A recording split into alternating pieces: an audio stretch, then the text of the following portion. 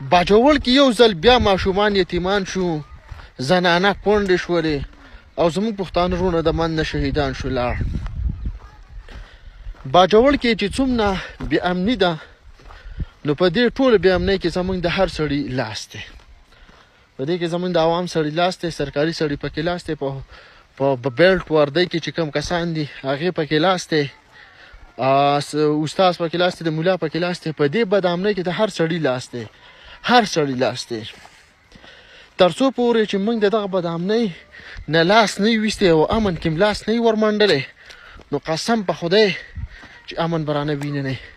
باجوړ کې خدای وته ماکه وشوله او وزیرستان کې نیټ کارت دی، نیټ هلته خو مسلمان هره شپه غب غب جوړي، فلم سټارټ دی. او هلته 10 تاریخ را روان، 10 تاریخ د مسعودو قبیلې نه هم ورکړی شوی دی. مکین ته به راټولیږي او هلته به هغوی لویه او ستره جرګه به کوي، مسعود قام به کوي.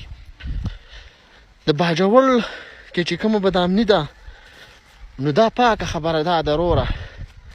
یو کور کې یو سړی د سرکاري نوکري، دغه غونډ کور خانه نه خبره شي کولی نه پوسټ شي کولی، په بدامنۍ باندې ښکاره خبره هېڅ نه شي کولی. کنې سبا له بیا ور یارې غوښتلی هلته او بیا یې ورله خپې اګرې ټاکلي ورله. نو باجوړ یاره پښتونخوا په غونډه بدامنۍ باندې هېڅ قسم د بیلټ سړی باس نه کوي. سرکاري نوکري چې خوري دا به باس نه کوي، او ټول نه پکې ډېر مردارېږي، بیا ده ډېر نه پکې شهیدان کېږي، ده د من نه پکې بیا ډېر ځي. ده